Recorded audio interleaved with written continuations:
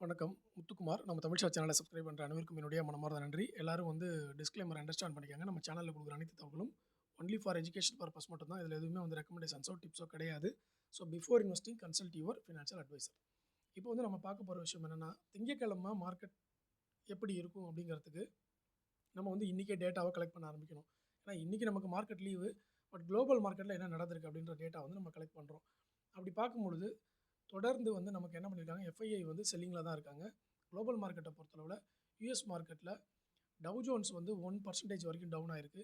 S&P 500 வந்து 1.5% டவுனில் இருக்குது. நாஸ்டாக் வந்து 2% வரைக்கும் வந்து நமக்கு டவுனில் இருக்குது. அப்போது நமக்கு எக்ஸ்பெக்டேஷன் வந்து டவுனில் தான் வந்து எதிர்பார்க்குறோம்.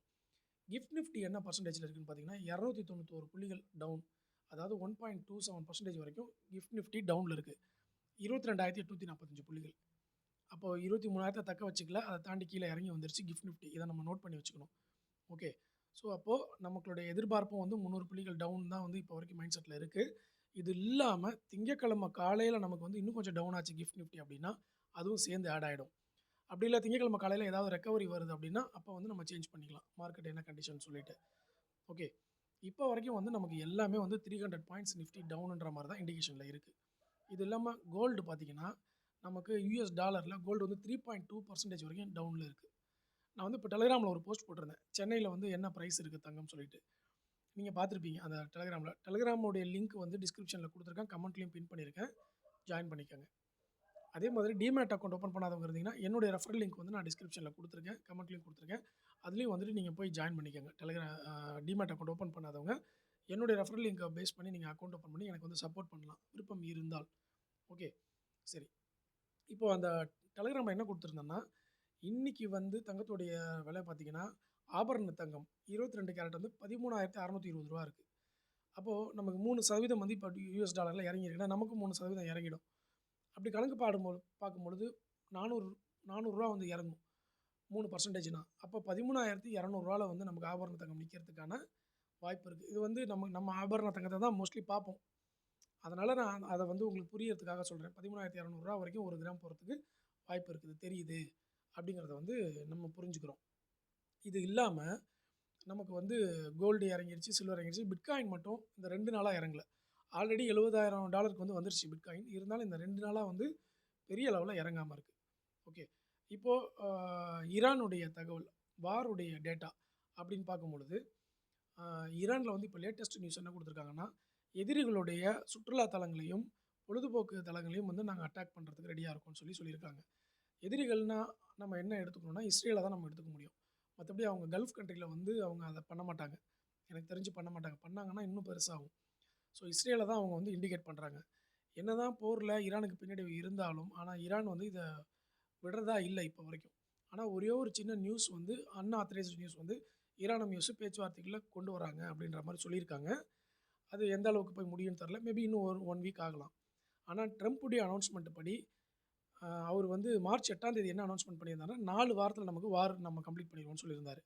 அப்படி பார்க்கும்போது இப்போ 2 வாரம் கம்ப்ளீட் ஆகிடுச்சு. இன்னும் 2 வாரம் அப்படின்னா நமக்கு ஏப்ரல் 1 வீக் இந்த வார் முடியறதுக்கான ஒரு தருணமாக இருக்கும்ன்ற எதிர்பார்ப்பு வந்து இருக்குது. இன்னும் ஒரு வாரம் அவங்க ஈரான் அட்டாக் பண்ணுறாங்கல்ல, அதுக்கு அடுத்த வாரம் சமாதான பேச்சுவார்த்தை நடத்தி முடிச்சிட்டாங்கன்னு வச்சுக்கோங்களேன், அந்த ஏப்ரல் 1 வீக் நம்ம ரெடியாக இருக்கணும். ஏன்னா நம்ம கேஷ் ஆன் ஹேண்டில் இருக்கிறது பிரச்சனை இல்லை, ஆனால் அதை எப்போ இன்வெஸ்ட்மெண்ட் பண்ணணுன்றதுல வந்து இம்பார்ட்டண்ட்டாக இருக்கணும். ஏன்னா இன்ஸ்டண்ட்டாக 400 புள்ளிகளாக மேலே ஏறிடும் மார்க்கெட். ரெக்கவர் ஆச்சு இந்த வார் நின்றுச்சுன்னா டிஃபென்ஸ் செக்டார் இறங்கும், மற்ற செக்டாரில் மேலே ஏற ஆரம்பிச்சிடும். அப்படி பார்க்கும் பொழுது லாஸ்ட் வீக் பார்த்தோம்ல, 3 நாளில் 850 புள்ளிகள் மார்க்கெட் ரெக்கவரி கொடுத்துச்சு. 3 நாளில் ரெக்கவரினா ஷார்ட் கவரிங்கில் இருந்தது, பட் 850 புள்ளிகள் ஏறிச்சு, டவுன்லேயே இருந்து. ஓகே, அப்படி பார்க்கும் பொழுது எங்கள் தெருவில் நிறைய நாய் ஜாஸ்தி, பயங்கரமாக சவுண்டு போடுது, கொஞ்சம் வெயிட் பண்ணுங்கள். தேங்க்யூ. ஸோ இப்போது நமக்கு வந்து போன வாரமே நம்ம பார்த்துருந்தோம் 850 புள்ளிகள் வந்து 3 நாளில் ஏற்றம் கொடுத்துருந்தது இல்லையா. அந்த மாதிரி இது என்ன ஒன்றா ரெக்கவரி ஆகுதுன்னா டக்குன்னு ஒரு 3 நாளில் 1500 புள்ளி ரெக்கவர் ஆகிடும். நம்ம அந்த லோ ப்ரைஸ் வந்து மிஸ் பண்ணிவிடுவோம். அதனால் என்ன பண்ணணும்னா கொஞ்சம் அக்ரெசிவாக வாட்ச் பண்ணணும். கேஷ் ஆன் ஹேண்ட்ஸில் இருக்கிறவங்க மார்க்கெட்டில் என்ன நடக்குது, அந்த ஈரான் வார் வந்து எப்போயாவது கம்ப்ளீட்டட்னு நியூஸ் வருதான்றதை பார்த்துட்டே இருக்கணும். Strait of Hormuz issues solved அப்படின்னாங்கன்னா டக்குன்னு மார்க்கெட் வந்து நம்ம எதிர்பார்க்காத அளவில் ஒரே நாளில் 500 புள்ளி 600 புள்ளின்னு 2-3 நாளில் ஏறிடும். அதுவும் கேப் அப்பில் ஏறிடும். ஃபஸ்ட்டு டே அன்றைக்கி நம்மளால் உள்ளே என்ட்ரி ஆக முடியாது, கேப் அப்பில் ஏறிடும். ஓகே, 2வது நாள் நம்ம பிடிக்கிறதுக்கு வந்து ட்ரை பண்ணணும். இல்லைனா இப்போலேருந்தே வந்து கொஞ்சம் கொஞ்சமாக அக்யூமுலேஷன் வந்து பண்ணுறதுக்கு ட்ரை பண்ணுவாங்க நிறைய பேர். சில பேர் வந்து விற்காமலே வச்சுருக்காங்க, எப்படியும் இந்த ப்ராப்ளம் சால்வ் ஆகும்னு சொல்லிட்டு. ஓகே. இப்போ இது பெருசாகுமோன்ற பயப்படுறவங்க தான் வித்துட்டு வெளிய வந்துட்டாங்க. ஏன்னா நெறைய 3 வேர்ல்டு வார்ன்னு போட்டு போட்டு நம்மள பேனிக் பண்ணி வச்சிருக்காங்க. அதனால இதில அடுத்து ரஷ்யா உள்ள வந்துருமோ, சைனா உள்ள வந்துருமோன்னு பயந்துகிட்டே இருக்கோம். அதனால வந்து நெறைய பேர் வித்துட்டு வெளிய வந்திருக்கிறாங்க. ஸோ அவங்கலாம் வந்து சரியான சான்ஸ வந்து எதிர்பார்த்து கரெக்ட்டா இருக்கணுங்க. மிஸ் பண்ணிட்டீங்கன்னா வேஸ்ட்டா போயிரும். அதுக்கு நீங்க ஹோல்டிங்லயே வச்சிருந்திருக்கலாம். அந்த மாரி ஆயிடும். அதனால கொஞ்சம் அக்ரெசிவா இருங்க அப்படிங்கிறது தான் என்னுடைய தாட். மார்க்கெட்ட அந்த வார் டேட்டா வந்து பார்த்துக்கிட்டே இருங்க. மார்க்கெட்ல அக்ரெசிவா இருங்க. கேஷ் ஆன் ஹேண்ட்ல இருக்கிறவங்க. ஓகே. ஸோ நம்ம என்னென்ன பார்த்துருக்கோம். ஈரான் வந்து தொடர்ந்து அட்டாக் வந்து எனிமிகளுடைய சுற்றுலா தலங்களை தாக்க போறதா அனௌன்ஸ்மென்ட் குடுத்துருக்காங்க. அதுக்கப்புறம் யுஎஸ் வந்து அவங்களுடைய படை வீரர்கள இன்னும் உள்ள நுழைச்சிருக்கிறாங்க. அது வந்து இன்னும் ஒரு 1 வீக்ல முடிஞ்சிரும்ன்ற மாரி அவங்க சொல்லியிருக்காங்க. ஸோ அவர் சொன்னதுபடி 4 வாரம் சொல்லியிருந்தாரு. 2 வாரம் முடிஞ்சிருச்சு. 3வது வாரம் உள்ள நுழையிறாங்க.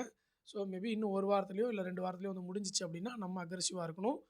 மண்டே மார்க்கெட்ட பொறுத்தளவுல நமக்கு வந்து கிஃப்ட் நிஃப்டி 300 புள்ளிகள் டவுன். 23,000 தக்க வச்சுக்கல. 22,000க்கு 23,000க்கு கீழ போயிடுச்சு. US market down, UK market down, gift நிஃப்டியும் டவுன், எஃப்ஐஐ தொடர்ந்து செல்லிங். ஸோ மண்டே நமக்கு ரெட் கலர் மார்க்கெட்ட தான் வந்து நம்ம எதிர்பார்க்குறோம். இவ்வளோதான். இப்போ வரைக்கும் செக்டார்ஸ் அப்படின்னு பார்க்கும்பொழுது, ஆ நமக்கு வந்து டிஃபென்ஸ்ல ஓரளவுக்கு பெட்டரா இருக்கு. ஆட்டோ செக்டார், பெயிண்ட் செக்டார் வந்து யாருமே கை வைக்கல. ஏன்னா க்ரூட் ஆயில் ரிலேட்டடா இருக்கிறனால, அது 2மே வந்து தொடர்ந்து இறங்கிக்கிட்டே தான் இருக்கு. ஆனால், இந்த பிரச்சனை சால்வ் ஆச்சுன்னா, அடிச்சு மேல ரெக்கவர் பண்ண வேண்டிய செக்டார் அது 2 தான். ஓகேவா? அதனால யாரெல்லாம் இந்த தருணத்த பயன்படுத்தி வாங்கிக்கிறாங்களோ, அவங்க வந்து புத்திசாலிகளா வந்து தெரிவாங்க. மார்க்கெட் ரெக்கவர் ஆகும் பொழுது. ஆனா, அது ரெக்கவரி வந்து நடக்குதா? இல்ல இது கன்டின்யூ ஆகுதா? இல்ல வேற ஏதாவது கண்ட்ரி இதுக்குள்ள இன்வால்வ் ஆகுதா? இது டைரக்ஷன் திரும்புதா? அப்படிங்கிறதெல்லாம் தெரியல. ஈரானுக்கு ஆனா யாரும் சப்போர்ட்டுக்கு வரல வேற எந்த கண்ட்ரியும். ஈரான்ல மிகப்பெரிய தலைவர்கள் அத வழிநடத்தி கொண்டுட்டு போறதுக்கும் இல்ல. அப்படின்றப்போ கண்டிப்பா இந்த வார் முடிஞ்சிரும் அப்படின்ற மாரி தான் வந்து தெரியுது. ஏதாவது பேச்சுவார்த்தையில கொண்டு போய் முடிச்சுருவாங்க அப்படின்ற மாரி தான் நான் எதிர்பார்க்குறேன். ஓகே. ஸோ வெயிட் பண்ணி பார்ப்போம் என்ன நடக்குதுன்னு. ஏன்னா அவங்களும் வந்து பின்வாங்குற மாரி தெரியல. ஈரான் இப்போ வரைக்கும் அவங்க அனௌன்ஸ்மென்ட் வந்து நாங்க அட்டாக் பண்ணுவோம்னு தான் சொல்றாங்க. அப்படி இருக்கும் பொழுது மேபி ஒரு வாரம் இன்னும் அவங்க இழுத்துட்டு போலாம். அதுக்கு அடுத்த வாரம் ட்ரம்ப் சொன்ன மாரி அது 4 வாரம் கண்டிப்பா வந்துரும் போல. அந்த 4 வாரம் வரைக்கும் தான் நம்ம வந்து வெயிட் பண்ணிட்டு இருக்கணும். அதுக்கப்புறம் மார்க்கெட் வந்து திருப்பி பழைய நிலைமைக்கு திரும்புறதுக்கு வாய்ப்புகள் அதிகம். அதனால அக்ரெசிவா இருக்கணும் அப்படிங்கிறது தான் என்னுடைய இன்ஃபர்மேஷன். ஸோ மத்த எல்லா தகவலையும் வந்து குடுத்துட்டேன். இது இல்லாம டெலிகிராம்ல வந்து டேட்டா நான் போஸ்ட் பண்ணிடுறேன். டெலிகிராம்ல ஜாயின் பண்ணிக்கங்க. ஓகே. ஆ லைக் பண்ணுங்க, கமெண்ட் பண்ணுங்க. உங்களுடைய தாட்ஸையும் வந்து கீழ போடுங்க. நன்றி, வணக்கம்.